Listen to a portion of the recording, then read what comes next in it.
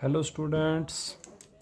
तो आज का लेक्चर आपके लिए बहुत इम्पॉर्टेंट रहने वाला है। इसमें मैं आपको बताने जा रहा हूँ 12 मार्क्स का क्वेश्चन जो आपके एग्ज़ाम में आएगा।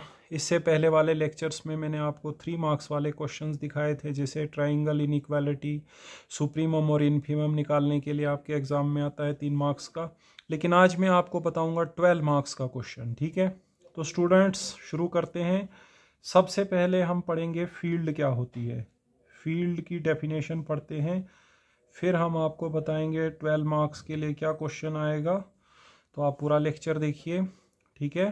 तो सबसे पहले स्टूडेंट्स किसके बारे में पढ़ने जा रहे हैं? फील्ड के बारे में, ठीक है। तो फील्ड देखो क्या है। A non empty set F,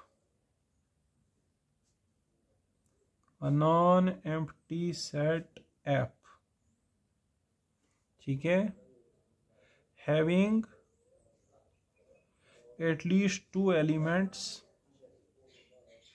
having at least two elements is said to form a field, is said to form a field under the operations of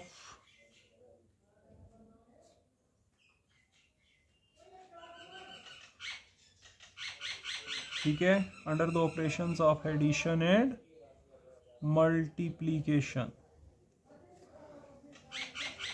under the operations of addition and multiplication if and only if the following properties are satisfied, if and only if the following properties are satisfied। तो students field के बारे में हम पढ़ने जा रहे हैं। मानिए आपके पास कोई नॉन एम्प्टी सेट एफ है, उसमें कम से कम 2 एलिमेंट होने चाहिए, ठीक है। और वो 2 एलिमेंट 0 और 1 होते हैं, ठीक है। उसको हम बोलेंगे वो फील्ड बनाता है एडिशन और मल्टीप्लिकेशन के ऑपरेशंस के अंडर, अगर हमारे पास कुछ प्रॉपर्टीज सेटिस्फाई होती हैं, ठीक है। देखिए 10 प्रॉपर्टीज होती हैं। सबसे पहली प्रॉपर्टी होती है क्लोजर प्रॉपर्टी। क्लोजर प्रॉपर्टी, इसमें क्या होता है कि a प्लस बी बिलोंग करना चाहिए f में, for all A B belonging to f, ठीक है। उसके बाद होती है एसोसिएटिव प्रॉपर्टी। एसोसिएटिव प्रॉपर्टी में क्या होता है, 3 एलिमेंट्स को अलग अलग ग्रुपिंग करके सम करें तो रिजल्ट सेम आना चाहिए, ठीक है। इसको बोलते हैं एसोसिएटिव प्रॉपर्टी। उसके बाद हमारे पास होता है existence of additive identity, existence of additive identity. 0 होना चाहिए इसके अंदर, 0 को हम बोलते हैं additive identity. There exists 0 belongs to F such that a plus 0 is equal to a and this is equal to 0 plus a for all a belonging to f। इसके बाद होता है existence of additive inverse, existence of additive inverse. इसमें देखिए क्या होता है existence of additive inverse में, for all A belonging to F there exist minus A belongs to F such that a plus minus a equals to 0 which is equal to minus a plus a। 5th property होती है कोमिटेटिव property. कोमिटेटिव property में क्या होता है, अलग अलग order में आप प्लस करेंगे, रिजल्ट सेम आना चाहिए। A plus B is equal to B plus A for all A B belonging to the field. Students, आज हमने क्या टॉपिक शुरू किया हुआ है? फील्ड का।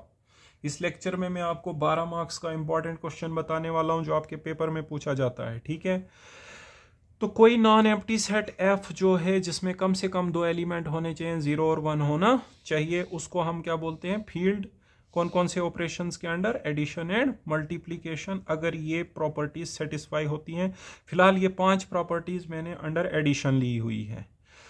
अगर कोई 2 एलिमेंट उससे लेंगे उनका सम उसमें होना चाहिए। 3 एलिमेंट लेंगे, अलग अलग ग्रुपिंग करके प्लस करो, रिजल्ट सेम आना चाहिए। उसके अंदर 0 होना चाहिए। 0 की खासियत ये होती है उसको किसी में भी प्लस करो वही आता है ना, तो 0 को हम बोलते हैं एडिटिव आइडेंटिटी। हर एक एलिमेंट का एडिटिव इनवर्स उसमें होना चाहिए। किसी का एडिटिव इनवर्स क्या होता है? उसका नेगेटिव। जैसे 2 का एडिटिव इनवर्स -2, -2 का एडिटिव इनवर्स -2 का negative which is +2। Commutative property मतलब अलग अलग ऑर्डर में आप क्या करेंगे? सम करेंगे तो रिजल्ट सेम आना चाहिए। इसके बाद इसमें 6th प्रॉपर्टी जो है वो अब अंडर मल्टीप्लीकेशन होती है। ठीक है, 6th प्रॉपर्टी फिर से क्लोजर प्रॉपर्टी ही है, लेकिन क्लोजर प्रॉपर्टी अंडर मल्टीप्लीकेशन है। अब वो थी क्लोजर प्रॉपर्टी अंडर एडिशन। ठीक है, तो इसमें क्या होना होगा? ए डॉट बी बिलोंग करना चाहिए एफ में for all A B belonging to F. कोई भी 2 एलिमेंट लेंगे, इनको मल्टीप्लाई करेंगे तो ये एफ में जाना चाहिए। उसके बाद associative property under multiplication. Associative property under multiplication. पहले जो प्रॉपर्टीज थी वो अंडर एडिशन थी। तो A dot B dot C ये होना चाहिए A dot B dot C for all A B C belonging to F. कोई भी 3 एलिमेंट लेंगे, उनको आप अलग अलग ऑर्डर में मल्टीप्लाई करेंगे, रिजल्ट क्या आना चाहिए? Same. 8th property existence of multiplicative identity. Existence of multiplicative identity. तो स्टूडेंट्स क्या होना चाहिए? मल्टीप्लीकेटिव आइडेंटिटी बोलते हैं 0 को। 1 there exist 1 belongs to F such that 1 dot x is equal to x which is equal to x dot 1 for all x belonging to the field. Okay students, इसके बाद 9th property होती है existence of multiplicative inverse. Existence of multiplicative inverse. Existence of multiplicative inverse में students देखिए क्या होता है? For all a is not equal to 0 belonging to f there exists 1 by a belongs to f such that a into 1 by a is equal to 1 which is equal to 1 by a into a। देखो 0 को छोड़ के बाकी सभी elements का reciprocal उसमें होना चाहिए, क्योंकि जब किसी एलिमेंट को उसके रेसिप्रोकल से मल्टीप्लाई करते हैं तो आइडेंटिटी आता है ना। तो इस वाले एलिमेंट को हम बोलेंगे ये इसका क्या है? Multiplicative inverse. 0 का मल्टीप्लीकेटिव इनवर्स नहीं होता है, क्योंकि 0 का रेसिप्रोकल करोगे तो वो इन्फिनिटी हो जाएगा।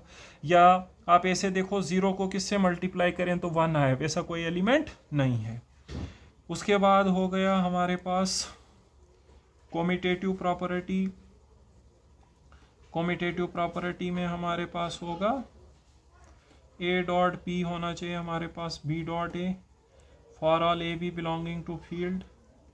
उसके बाद लास्ट प्रॉपर्टी जो है ये होती है डिस्ट्रीब्यूटिव लॉज। लास्ट प्रॉपर्टी है distributive laws. Distributive laws. Distributive laws में देखो क्या होता है? A dot B plus C ये होना चाहिए हमारे पास A dot B plus A dot C, और B plus C dot A ये होना चाहिए B dot A plus C dot ए, इसको बोलते हैं लेफ्ट डिस्ट्रीब्यूटिव लॉ, इसको बोलते हैं राइट डिस्ट्रीब्यूटिव लॉ। ठीक है, तो ये डिस्ट्रीब्यूटिव लॉज भी होल्ड करने चाहिए। ये हमारे पास किसके लिए होना चाहिए? For all A B C belonging to the field. कोई भी तो 3 एलिमेंट अगर हम फील्ड से लेंगे। तो स्टूडेंट्स हमने क्या पढ़ा आज? फील्ड की डेफिनेशन पढ़ी अभी। फील्ड हम बोलते हैं एक सेट को जिसमें कम से कम 2 एलिमेंट होने चाहिए, 0 और 1। वो 0 और 1 क्यों?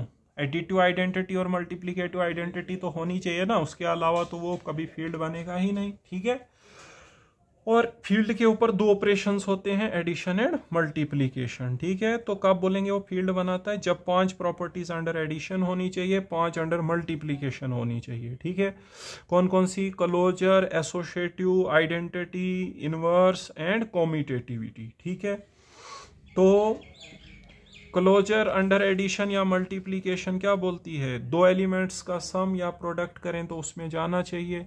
2 एलिमेंट्स की अलग अलग ग्रुपिंग में सम या प्रोडक्ट करें तो बराबर आना चाहिए। आइडेंटिटी अंडर एडिशन 0 उसमें होनी चाहिए, आइडेंटिटी अंडर मल्टीप्लिकेशन 1 उसमें होना चाहिए। एडिटिव इनवर्स किसी का उसका नेगेटिव होता है, वो उसमें होना चाहिए। मल्टीप्लिकेटिव इनवर्स किसी का एक्सेप्ट 0 उसका रेसिप्रोकल होता है, वो भी उसमें होना चाहिए। और कॉम्यूटेटिव प्रॉपर्टी मतलब अलग अलग ऑर्डर में आप सम करो या प्रोडक्ट करो बराबर होना चाहिए। और उसके बाद एक प्रॉपर्टी थी डिस्ट्रीब्यूटिव लॉज, इसमें डॉट और प्लस दोनों ही हैं। ठीक है, तो डॉट डिस्ट्रीब्यूट होता है सम प्लस के ऊपर। ठीक है, तो जब कोई सेट ये 10 प्रॉपर्टीज को सेटिस्फाई करे तो हम उसको बोलते हैं ये फील्ड बनाता है। एग्जाम्पल्स देखो कौन कौन से सेट्स जो हैं वो फील्ड बनाते हैं। सबसे पहला सेट जो फील्ड बनाता है वो रियल नंबर्स का है। ठीक है, real numbers are plus dot, real numbers under addition and multiplication field बनाते हैं।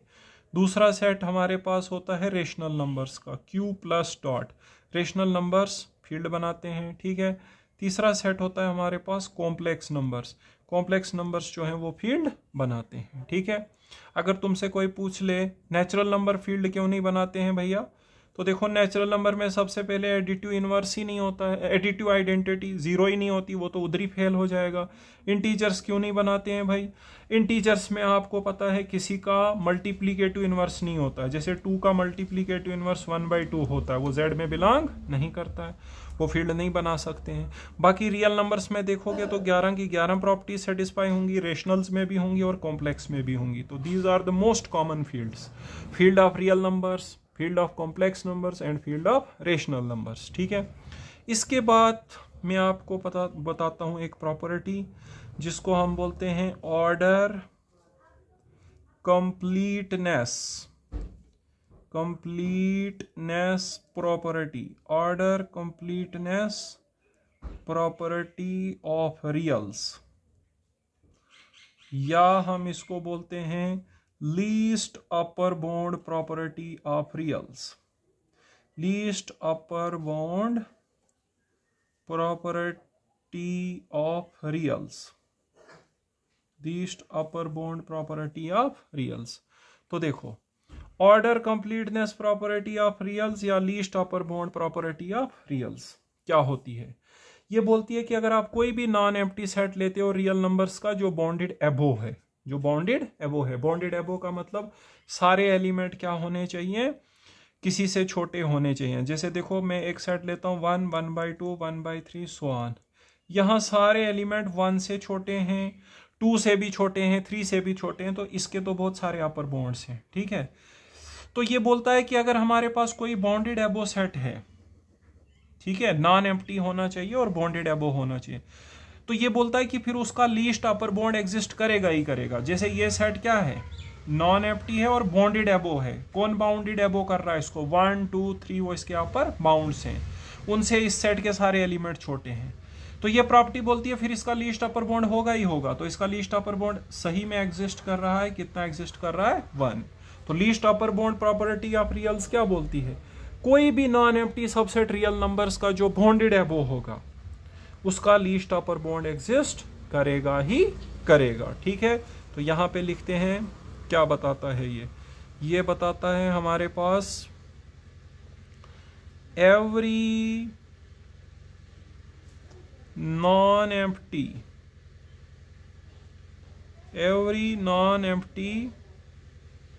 subset of real numbers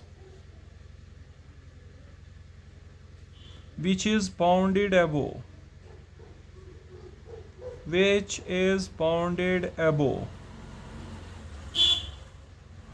has a least upper bound। Every non empty, कोई भी नॉन एम्प्टी सबसेट अगर आप किसका लोगे, रियल नंबर्स का, जो क्या होना चाहिए, बॉन्डेड एबो होना चाहिए, has a least upper bond in are, उसका रियल नंबर्स में कोई ना कोई लीस्ट अपर बॉन्ड एग्जिस्ट करता है। ध्यान से देखिए, कोई भी नॉन एम्प्टी सबसेट, जैसे मैंने अभी कौन सा नॉन एम्प्टी सबसेट लिया था, 1, 1/2, 1/3, वो बॉन्डेड एबो था, 1 उसका अपर बॉन्ड था, 2 उसका अपर बॉन्ड था, ठीक है। तो उसका फिर लीस्ट अपर बॉन्ड आर में होगा ही होगा, और वहां पे उसका लीस्ट अपर बॉन्ड 1 निकला था। ओके स्टूडेंट्स, अब देखिए, जो भी फील्ड इस प्रॉपर्टी को सेटिस्फाई करता है उसको हम बोलते हैं कंप्लीट ऑर्डर्ड फील्ड। तो फील्ड ऑफ रियल नंबर्स इसको सेटिस्फाई करता है, तो हमारे पास फील्ड ऑफ रियल नंबर्स होती है complete ordered field. Due to this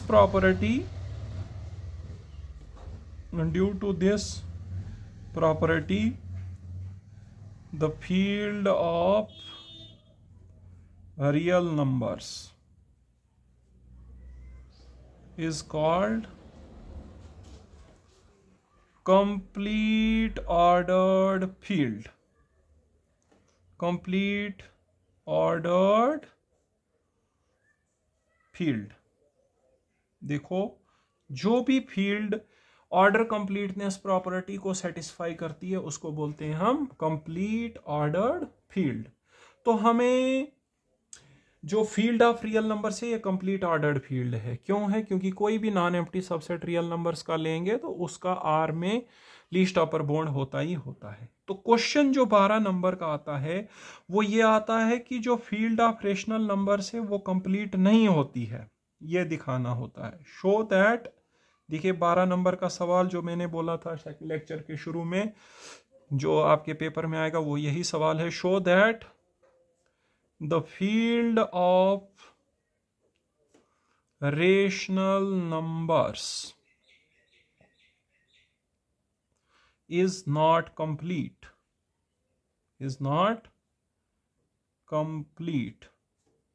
ठीक है। या आपको बोलेंगे give an example of a field, give an example of a field which is not complete, तो स्टूडेंट्स 12 नंबर का क्वेश्चन क्या आएगा, आपको दिखाना है field of real rational numbers complete नहीं होती है, मतलब वो ऑर्डर कंप्लीटनेस प्रॉपर्टी को सेटिस्फाई नहीं करती है। मतलब अगर हम कोई नॉन एम्प्टी सबसेट किसका लेंगे, रेशनल नंबर्स का देंगे, तो उसका रेशनल नंबर में कोई लीस्ट अपर बॉन्ड नहीं होता है, ये हमको दिखाना है। हमें दिखाना ये कंप्लीट नहीं है। कंप्लीट कब बोलते हैं किसी फील्ड को, जब वो लीस्ट अपर बॉन्ड प्रॉपर्टी को सेटिस्फाई करें। मतलब कोई भी नॉन एम्प्टी सबसेट अगर हम उस फील्ड का लेंगे जो बॉन्डेड अबो होगा, अगर उसके अंदर एक लीस्ट अपर बॉन्ड एग्जिस्ट करेगा तो फिर वो फील्ड कंप्लीट हो जाती है। जैसे रियल नंबर्स में क्या है, कोई भी non empty subset real numbers का लेंगे जो बॉन्डेड अबो होगा तो उसका आर के अंदर क्या एग्जिस्ट करता है, लीस्ट अपर बाउंड बनाता है उसको कंप्लीट फील्ड। तो अब हमें फील्ड ऑफ रेशनल नंबर्स को दिखाना है कि वो कंप्लीट नहीं है। उसको कैसे दिखाएंगे, हम क्या करेंगे, सबसे पहले एक सबसेट लेंगे रेशनल नंबर्स का, ठीक है, दिखाएंगे वो नॉन एम्प्टी है, बॉन्डेड एबो है, बाद में दिखाएंगे कि उसका क्यू के अंदर कोई लीस्ट अपर बॉन्ड नहीं है। तो उससे क्या साबित होगा कि क्यू जो है वो लीस्ट अपर बॉन्ड प्रॉपर्टी को फॉलो नहीं करता है, मतलब field of rational numbers is not complete, ठीक है। तो सबसे पहले मैं यहाँ पे एक सेट ले रहा हूं, let S is equal to X such that X belongs to Q comma X square is less than 3। देखो मैंने यहाँ पे एक सेट लिया हुआ है, इस सेट में मैंने वो रेशनल नंबर्स लेने हैं जिनका स्क्वायर 3 से छोटा है, ठीक है। तो देखो 3 से छोटा जैसे 1 आएगा, 1 का स्क्वायर 3 से छोटा है, 1/2, 1/3, माइनस में ले सकते हो, -1/2, -1/3, -1/4, बहुत सारे ले सकते हो, ठीक है। तो देखो इसके अंदर रेशनल नंबर्स लेने हैं, तो ये तो सबसेट है ही रेशनल नंबर्स का। ये नॉन एम्प्टी है क्योंकि 1 इसके अंदर आएगा ही आएगा, तो बन गया non empty subset of rational numbers. इसके अलावा देखो इसके अंदर कौन से रेशनल नंबर आते हैं जिनका स्क्वायर 3 से छोटा है। तो अगर कोई रेशनल नंबर है जिसका स्क्वायर 3 से बड़ा है, वो इसके अंदर तो नहीं आएगा, लेकिन उसके सारे एलिमेंट इससे छोटे होंगे, क्योंकि इसमें तो वो वाले आएंगे ना जिनका स्क्वायर 3 से छोटा है। जिसका स्क्वायर 3 से बड़ा होगा वो इसमें नहीं आएगा, ठीक है, बट उससे सारे छोटे होंगे। जैसे देखो यहां पे मैं आपको दिखाता हूं, देखो इसमें आएगा 1/2, 1/3, 1/4, 1 भी आएगा। 2 इसके अंदर नहीं आएगा, क्यों? 2 का स्क्वायर 4 होता है, वो 3 से क्या हो गया, ज्यादा, वो नहीं आएगा। लेकिन इस 2 से सारे के सारे एलिमेंट इसके क्या होंगे, छोटे। तो विद रिजल्ट ये इसका क्या बनेगा, अपर बाउंड। कोई भी नंबर जिसका स्क्वायर 3 से बड़ा हो जाएगा, तो वो, क्योंकि इसमें आते हैं 3 से स्क्वायर के कम वाले नंबर, इसमें वो वाले आते हैं जिनका स्क्वायर 3 से कम आए, तो जिनका स्क्वायर 3 से ज्यादा आएगा वो इसमें नहीं आएंगे। इसका मतलब उससे इस सेट के सारे एलिमेंट छोटे होंगे। तो ये नॉन एम्प्टी सबसेट है रियल नंबर्स का, जो कि बाउंडेड एबो है। मैं लिखूंगा यहां पे 1 बिलोंग करता है एस में, क्लियरली यहां पे लिखेंगे अच्छे से, क्लियरली 1 बिलोंग करेगा एस में। क्यों बिलोंग करेगा 1 एस में? क्योंकि 1 का स्क्वायर तो 3 से छोटा है, ठीक है। देयरफॉर एस क्या हो गया, non empty. Non empty subset होगा रेशनल नंबर्स का। Also if you is any positive rational number, if u is any positive rational number such that u square is greater than 3, then u is an upper bound of s, then u is an upper bound of s। देखो यहां पे मैंने क्या लिखा हुआ है,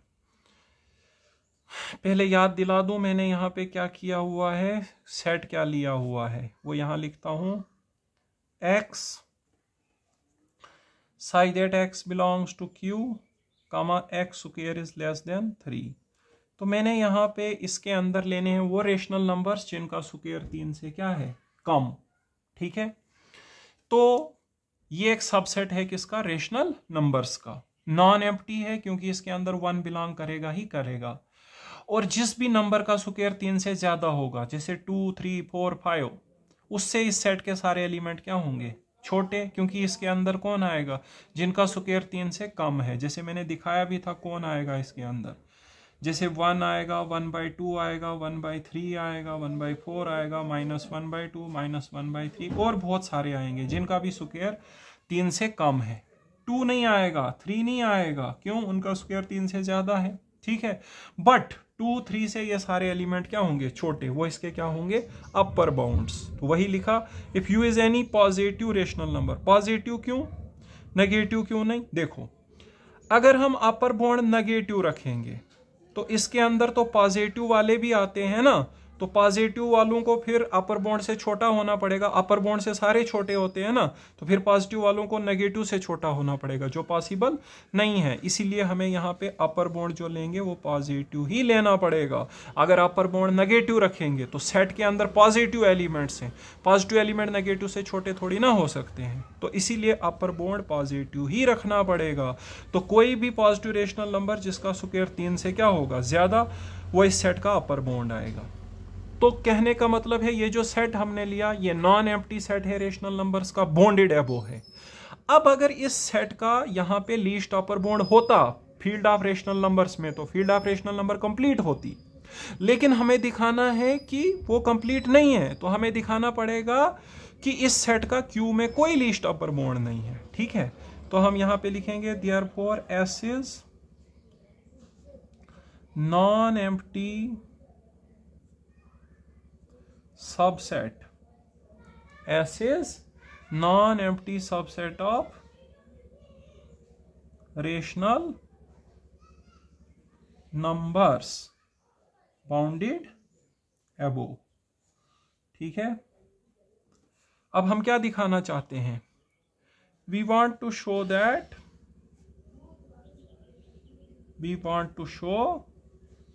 that S has no least upper bound in Q। हमें दिखाना है S का Q में कोई least upper bound नहीं है। सही बात है, तभी जाके हम बोलेंगे least upper bound property satisfy नहीं होती है। आपको पढ़ाया मैंने least upper bound property of reals. वो बताता है कोई भी non empty subset real numbers का जो बॉन्डेड होगा उसका आर के अंदर क्या होता है? Least upper bound. लेकिन इस सेट का भी आर के अंदर लीस्ट अपर बाउंड होगा, लेकिन हमें दिखाना है कि फील्ड ऑफ रेशनल नंबर्स क्या नहीं है, कंप्लीट नहीं है। तो हम यहां पे क्या करेंगे? हम दिखाएंगे कि अगर कोई नॉन एम्प्टी सबसेट है किसका? रेशनल नंबर्स का, जो बॉन्डेड है वो है, उसका क्यू में कोई भी लीस्ट अपर बाउंड नहीं है। तो हमने सबसे पहले सेट लिया, वो नॉन एम्प्टी है क्योंकि क्लियरली 1 उसमें बिलोंग कर रहा था। वो बॉन्डेड एबो है क्योंकि जिस भी नंबर का स्क्वायर 3 से बड़ा आएगा वो उसका अपर बाउंड हो सकता है। ठीक है, अब हम दिखाएंगे कि इसका क्यू में कोई लीस्ट अपर बाउंड नहीं है। हम कैसे दिखाएंगे? हम उल्टा मानेंगे। हम मानेंगे कि मान लो इस सेट का क्यू में एक लीस्ट अपर बाउंड है। ऐसा मानने पे अगर कंट्राडिक्शन आएगी, रॉन्ग स्टेटमेंट आएगी, तो हम बोलेंगे हमारी सपोजिशन गलत है। तो फिर सही क्या है? एस का क्यू में कोई लीस्ट अपर बाउंड नहीं है, मतलब जो क्यू है वो कंप्लीट फील्ड नहीं है। If possible let alpha be the least upper bound of S in Q. मान लो हमने मान लिया कि अल्फा जो है वो लीस्ट अपर बाउंड है किसका? एस का क्यू में। सही बात है, हमने मान लिया अल्फा जो है वो लीस्ट अपर बाउंड है किसका? एस का क्यू में। सही बात है। अब देखो, अब ऐसा मानने पे अगर हमें कंट्राडिक्शन आएगी तो हमारी सपोजिशन क्या हो जाएगी? गलत हो जाएगी। ठीक है, अब देखिए हमने यहाँ पे एक और नंबर लेट करना है। Let beta is equal to 2 alpha plus 3 upon alpha plus 2। एक और नंबर हमने यहाँ पे लेट किया हुआ है beta 2 alpha plus 3 upon alpha plus 2। Clearly beta क्या होगा? पॉजिटिव होगा एज अल्फा इज पॉजिटिव। ठीक है, इसके अंदर अल्फा का इस्तेमाल है, अल्फा पॉजिटिव है तो बीटा भी पॉजिटिव होगा। हमें प्रूव करना है एस का क्यू में कोई लीस्ट अपर बाउंड नहीं है, लेकिन हमने उल्टा माना है। हमने माना है alpha is the least upper bound of S in Q. ऐसा मानने पे अब हमको कंट्राडिक्शन लानी है, बोलेंगे सपोजिशन गलत है। ठीक है, फिर बोलेंगे एस का क्यू में कोई लीस्ट अपर बाउंड नहीं है, सो field of rational numbers is not complete. ठीक है, उसके लिए हमने एक रेशनल नंबर यहां लेट करा हुआ है beta 2 alpha plus 3 upon alpha plus 2। Beta positive होगा क्योंकि इसके अंदर अल्फा का इस्तेमाल हुआ है। ठीक है, अब देखो मेरे को एक था नंबर अल्फा और एक नंबर में लेता हूं 3, क्योंकि 3 का सेट एस में इस्तेमाल हुआ है। अल्फा का स्क्वायर करेंगे वो फिर से एक रियल नंबर आएगा। तो दो रियल नंबर या तो बराबर होते हैं, या तो एक दूसरे से छोटा होता है, या एक जो है दूसरे से बड़ा होता है। देखो, एक जो मैंने लीस्ट अपर बाउंड माना हुआ था ना, ये मैं रफ में दिखा रहा हूं, यहाँ ये एग्जाम में नहीं लिखना है। एक मैंने रियल नंबर लिया था अल्फा, जो कि लीस्ट अपर बाउंड माना था एस का, और एक रियल नंबर मेरे पास है 3, जिसका रेफरेंस मैंने सेट एस में दिया है। अल्फा का स्क्वायर करेंगे फिर से रियल नंबर आएगा। दो रियल नंबर या तो बराबर होते हैं, या एक दूसरे से छोटा होता है, या एक दूसरे से क्या होता है? बड़ा। अब हम लिखेंगे now 3 case arises. 3 case arises क्या क्या? पहला है अल्फा स्क्वायर हो सकता है लेस देन 3 हो। दूसरा alpha square is equal to 3 हो। तीसरा अल्फा स्क्वायर ग्रेटर देन 3 हो। ठीक है, क्योंकि दो रियल नंबर्स के साथ क्या हो सकता है? या तो दोनों बराबर हैं, या एक दूसरे से छोटा है, या एक दूसरे से बड़ा है। अब हम यहाँ पे क्या करेंगे, इन तीनों केसेस को डिस्कस करेंगे और तीनों में हमें कंट्राडिक्शन आएगी। इसका मतलब ना ये केस पॉसिबल है, ना ये पॉसिबल है, ना ये पॉसिबल है। लेकिन वो तो हो नहीं सकता है, जब भी दो रियल नंबर होंगे या तो बराबर होंगे या एक छोटा होगा या एक बड़ा होगा, ठीक है। बट हम यहां पर दिखाएंगे कि ये तीनों ही केस पॉसिबल नहीं है, तो ये तो कंट्राडिक्शन आ गई। ये कंट्राडिक्शन इसलिए आएगी क्योंकि आपकी सपोजिशन गलत है। आपने माना है एस का क्यू में लीस्ट अपर बाउंड है, तो इसका मतलब एस का क्यू में कोई लीस्ट अपर बाउंड नहीं है। तो 1 बाय 1 इन केसेस को डिस्कस करते हैं। Case first, alpha square is less than 3, ठीक है। इस केस में हमने अल्फा स्क्वायर को 3 से कम माना है। अब देखो मैं यहाँ पे निकालने जा रहा हूँ बीटा स्क्वायर -3। देखो मैं क्या करूँगा, यहाँ पे आपको थोड़ा सा आइडिया देता हूँ। मैं दिखाऊंगा beta square -3 is less then 0 है, मतलब बीटा स्क्वायर जो है वो लेस देन 3 हो जाएगा। जिस भी रियल नंबर का स्क्वायर 3 से कम होगा वो एस में जाएगा। उसके बाद मैं निकालूंगा बीटा माइनस अल्फा, इसको दिखाऊंगा ग्रेटर देन 0, मतलब beta is greater than alpha. तो मैं पहले एक एलिमेंट बीटा लाऊंगा एस में, वो कैसे लाऊंगा, beta square is less than 3 दिखा के। उसके बाद दिखाऊंगे वो एलिमेंट जो है अल्फा से बड़ा है। अल्फा क्या है हमारा, अपर बॉन्ड। अपर बॉन्ड से सेट के सारे एलिमेंट क्या होते हैं, छोटे, मगर मैं दिखाऊंगा बड़ा है, तो कंट्राडिक्शन हो जाएगी। इसका मतलब ये केस पॉसिबल नहीं होगा। क्या करूंगा मैं स्टूडेंट्स, यहाँ पे बीटा स्क्वायर -3 निकालूंगा और उसको दिखाऊंगा लेस देन 0, फिर 3 उधर जाएगा, beta square is less than 3। जिसका भी स्क्वायर 3 से कम होगा वो एस में जाएगा, क्योंकि यहाँ देखो एस क्या है, एस में आते हैं वो एलिमेंट्स जिनका स्क्वायर 3 से कम है। तो अगर बीटा स्क्वायर 3 से कम होगा तो बीटा एस का एलिमेंट होगा, ठीक है। और देखो उसके बाद क्या दिखाऊंगा, beta minus alpha is greater than 0, मतलब beta is greater than alpha. अब बीटा एस में है और अल्फा से बड़ा है, ये तो कंट्राडिक्शन हो गई ना। जो भी एलिमेंट एस में है वो उसके लीस्ट अपर बाउंड से छोटे होंगे, जो कि अल्फा है। लेकिन हम दिखाएंगे बीटा एस में है और वो बीटा अल्फा से बड़ा है, लीस्ट अपर बाउंड से बड़ा है, वो कंट्राडिक्शन आ जाएगी। अब बीटा स्क्वायर -3 करिए, बीटा की वैल्यू है 2 alpha plus 3 upon alpha plus 2। इसका तुमको करना है स्क्वायर -3, ठीक है। दिस इज इक्वल टू, यहाँ पे स्क्वायर खोलिए, 2 अल्फा प्लस 3 का आएगा 4 अल्फा स्क्वायर, फिर 2ab करोगे 2 दूणे 4 3 12 अल्फा, फिर b स्क्वायर करोगे तो 9। अब यहाँ जो अल्फा प्लस 2 का स्क्वायर है उसको इधर 3 से मल्टीप्लाई करना है। जैसे पहले अल्फा स्क्वायर आएगा तो बनेगा 3 अल्फा स्क्वायर, 4 अल्फा आएगा 2ab करके, 4 3 12 अल्फा, b स्क्वायर करोगे तो 4 आएगा, 4 3 12 हो जाएगा, whole divided by alpha plus 2 का होल स्क्वायर। स्क्वायर यहाँ न्यूमरेटर के ऊपर भी लगेगा, डिनोमिनेटर के ऊपर भी, a प्लस बी का होल स्क्वायर ऊपर भी खुलेगा नीचे भी। ऊपर आएगा 4 अल्फा स्क्वायर, 2ab करोगे तो 12 अल्फा आएगा, b स्क्वायर करोगे तो 9 आएगा।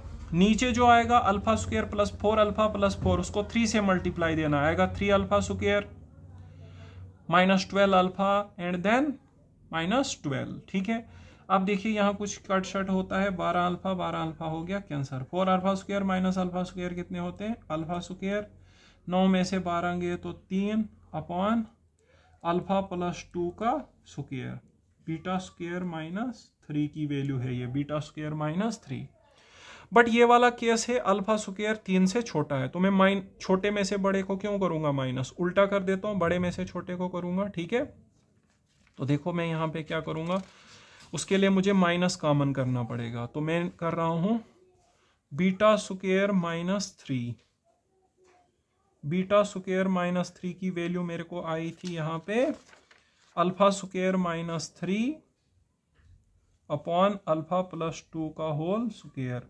अब मैं माइनस करूंगा कॉमन, आएगा 3 minus alpha square upon alpha plus 2 का स्क्वायर। ये माइनस क्यों कॉमन किया, क्योंकि हमारे पास यहाँ अल्फा स्क्वायर 3 से छोटा है, तो बड़े में से छोटे को करेंगे ना माइनस। अब 3 माइनस अल्फा स्क्वायर पॉजिटिव आएगा, क्योंकि बड़े में से छोटे को कर रहे हैं, नीचे स्क्वायर है वो भी पॉजिटिव आएगा, ठीक है। तो ये पूरी टर्म क्या है, पॉजिटिव। पॉजिटिव टर्म के साथ अगर माइनस लगा दें तो क्या हो जाएगा, नेगेटिव। तो बीटा स्क्वायर -3 की वैल्यू क्या आई, लेस देन 0। इसका मतलब बीटा स्क्वायर आएगा लेस देन 3। जिस भी रियल नंबर का स्क्वायर 3 से कम है वो एस का एलिमेंट है, मतलब बीटा एस में जाएगा, ठीक है। अब मैं निकालूंगा beta minus alpha, also beta minus alpha. इसको ग्रेटर देन 0 दिखाऊंगा तो कंट्राडिक्शन आएगी, क्योंकि जो भी एलिमेंट एस में है वो लीस्ट अपर बाउंड से छोटा होना चाहिए, लेकिन ये लीस्ट अपर बाउंड से क्या हो रहा है, बड़ा। बीटा की वैल्यू है 2 alpha plus 3 upon alpha plus 2 minus alpha. ये आ गया 2 alpha plus 3 minus alpha square minus 2 alpha divided by alpha plus 2। यहाँ पे था 2 अल्फा, बीटा की value 2 alpha plus 3 upon alpha plus 2, ठीक है। तो 2 alpha plus 3 upon alpha plus 2, तो यहाँ पे आया 2 अल्फा प्लस 3 और यहाँ पे ज़रब लग के आया minus alpha square minus 2 alpha, ठीक है। 2 अल्फा हो गया कैंसल, मेरे पास बच गया 3 minus alpha square upon alpha plus 2। ये वाला केस है अल्फा स्क्वायर 3 से छोटा है, तो ठीक है, ये इसको कुछ चेंज करने की जरूरत नहीं है, बड़े में से छोटे को माइनस कर रहे हैं। तो ऊपर न्यूमरेटर पॉजिटिव है, अल्फा हमने स्टार्टिंग में ही दिखाया था कि अल्फा पॉजिटिव है, 2 भी पॉजिटिव है, sum of 2 positive numbers positive, denominator भी पॉजिटिव है, न्यूमरेटर भी पॉजिटिव है। न्यूमरेटर क्यों पॉजिटिव है, अल्फा स्क्वायर 3 से छोटा है ना इस केस में, तो ये बड़े में से छोटे को माइनस कर रहे हैं तो पॉजिटिव रहेगा। तो यहाँ पे बीटा माइनस अल्फा की वैल्यू क्या आ गई, बीटा माइनस अल्फा की वैल्यू आ रही है यहाँ पे ग्रेटर देन 0, मतलब beta is greater than alpha.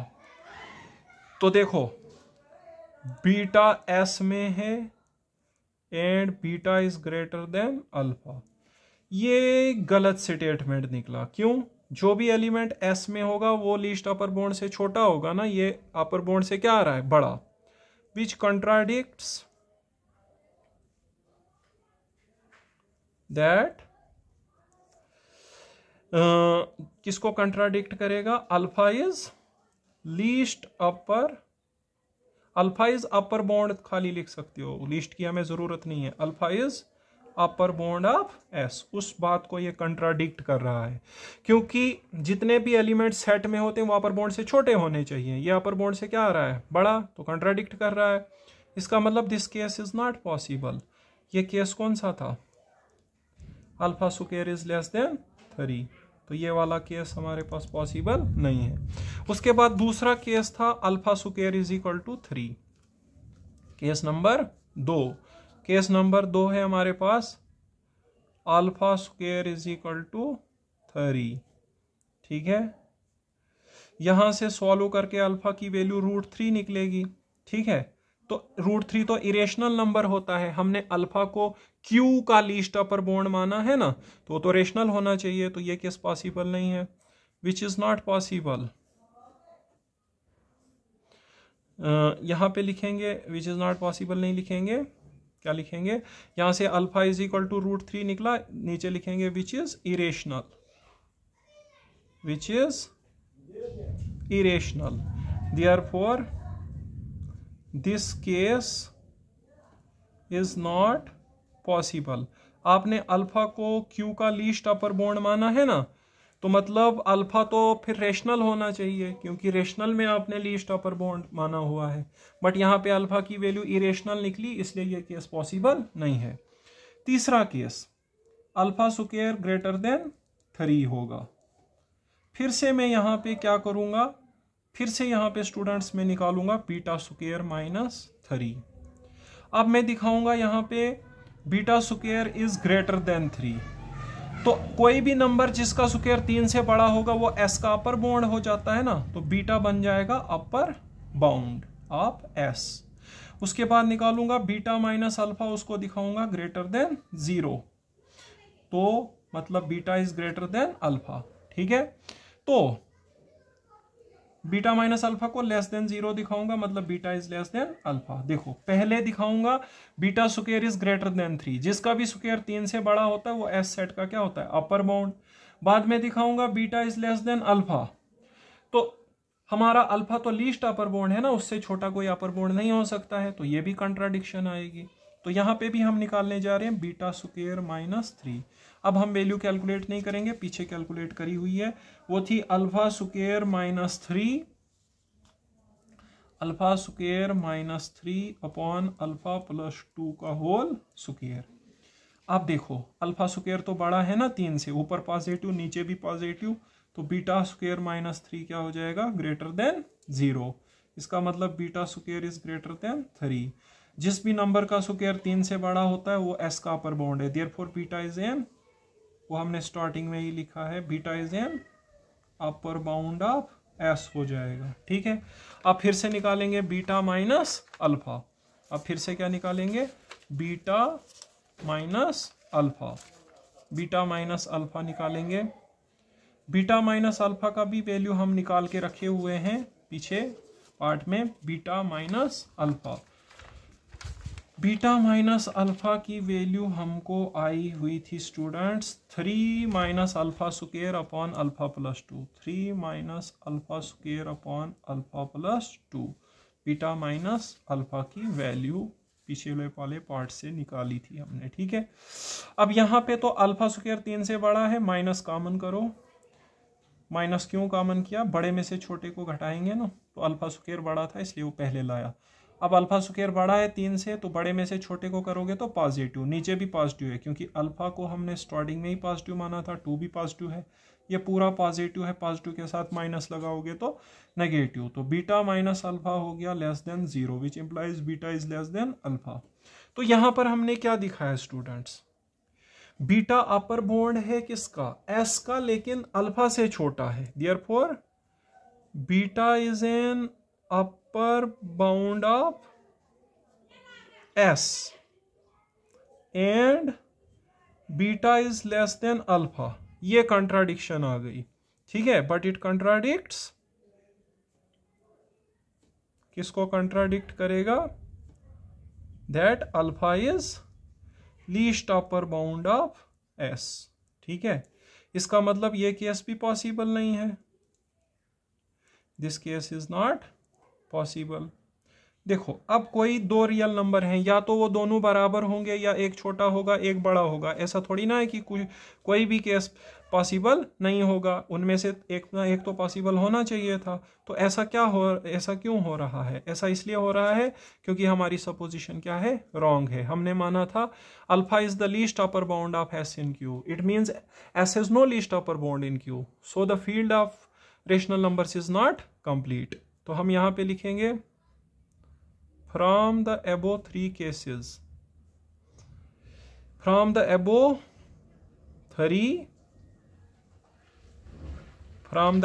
three cases it follows that S has no least upper bound in Q। ठीक है, therefore our supposition क्या है, wrong। हमने माना था ना कि उसका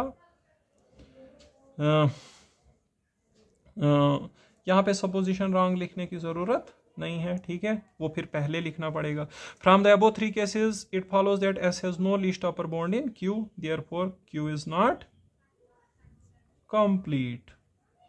आवर सपोजिशन इज रॉन्ग अगर लिखना है तो वो यहाँ पे लिखिए, जब थर्ड केस भी पॉसिबल नहीं है तो हम लिखेंगे यहाँ पे therefore our supposition is wrong. उसी की वजह से ये सारा रफड़ा हो रहा है।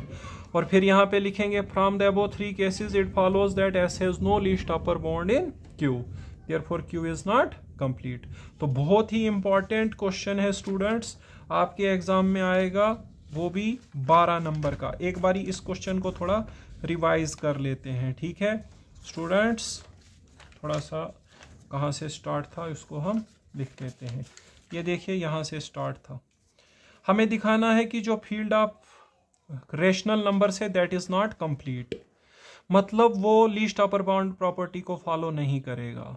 लीस्ट अपर बाउंड प्रॉपर्टी होता है कोई भी नॉन एम्प्टी सबसेट जो बाउंडेड एबो हो, उसका फील्ड में अगर लीस्ट अपर बाउंड है तो बोलेंगे फील्ड कंप्लीट है।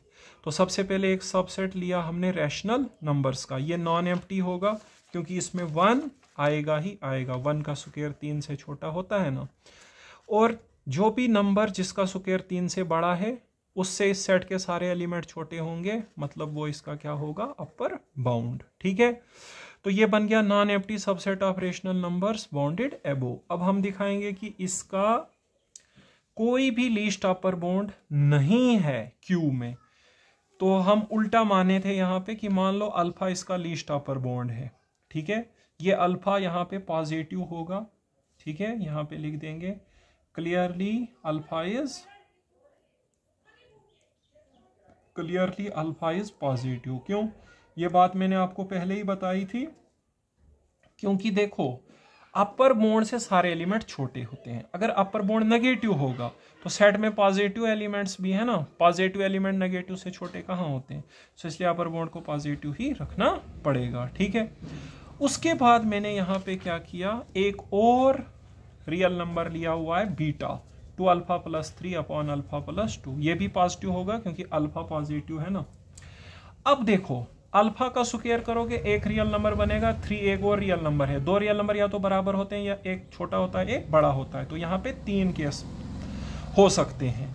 मैंने ये तीनों केस इस क्वेश्चन में डिस्कस किए और तीनों जगह पे मेरे को कंट्राडिक्शन आई, मतलब तीनों ही पॉसिबल नहीं है, तो ऐसा थोड़ी ना हो सकता है। ये ऐसा क्यों हो रहा है, क्योंकि हमारी सपोजिशन गलत है। हमने माना था एस का क्यू में लीस्ट अपर बॉन्ड है, इसका मतलब एस का क्यू में कोई लीस्ट अपर बॉन्ड नहीं है। पहले केस को हमने डिस्कस किया, मैंने आपको दिखाया कंट्राडिक्शन कैसे लाएंगे। हम करेंगे बीटा स्क्वायर -3, अगर वो लेस देन 0 आया तो बीटा स्क्वायर 3 से छोटा है, जो भी एलिमेंट 3 से छोटा है वो एस का एलिमेंट हो जाता है। फिर दिखाएंगे beta minus alpha is greater than 0, मतलब बीटा अल्फा से बड़ा है, तो बीटा एस में है और एस के अपर बॉन्ड से बड़ा है, ऐसा थोड़ी ना होता है। जो भी एस में होगा वो उसके अपर बॉन्ड से क्या होना चाहिए, छोटा। तो मैंने यहाँ किया बीटा स्क्वायर -3, वो इतना निकला। इसमें मैं माइनस कॉमन करूंगा क्योंकि अल्फा स्क्वायर छोटा है ना, तो बड़े में से छोटे को क्या करूंगा, माइनस, बड़े में से छोटे को करूंगा माइनस, वही मैंने यहाँ माइनस कॉमन किया था। आप बड़े में से छोटे को कर रहे हैं, ये पॉजिटिव है, नीचे भी पॉजिटिव है, ओवरऑल क्वांटिटी पॉजिटिव हो गई, इसके साथ नेगेटिव है तो ये हो गया लेस देन 0, तो बीटा अल्फा से छोटा हो गया। तो बीटा एस का अपर बॉन्ड है और वो beta is an upper bond of S and beta is less then alpha. नहीं, ये शायद मैंने दूसरा पेज निकाला, सॉरी स्टूडेंट्स, यहाँ पे था हमारे पास। जब हमने बीटा स्क्वायर -3 किया था वो यहाँ आया था ना इतना, उसके बाद हमें क्या करना था, माइनस कॉमन करेंगे क्योंकि यहाँ पे अल्फा स्क्वायर छोटा है, तो बड़े में से छोटे को माइनस करेंगे, तो ये वाला था, ठीक है। तो हमने माइनस किया था कॉमन, ये पॉजिटिव ये भी पॉजिटिव, ओवरऑल पॉजिटिव, इसके साथ नेगेटिव है तो क्या हो गया, लेस देन 0।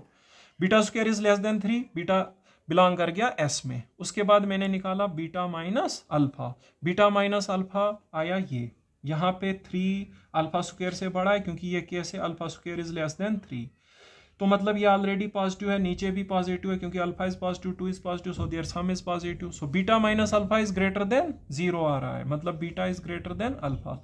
तो बीटा एस में है और बीटा अल्फा से बड़ा है, ये कॉन्ट्राडिक्शन आ गई, क्योंकि जो भी एस का एलिमेंट होगा वो अपर बॉन्ड से क्या होना चाहिए, छोटा, लेकिन ये एलिमेंट अपर बॉन्ड से क्या आ रहा है, बड़ा, इसका मतलब ये केस पॉसिबल नहीं है।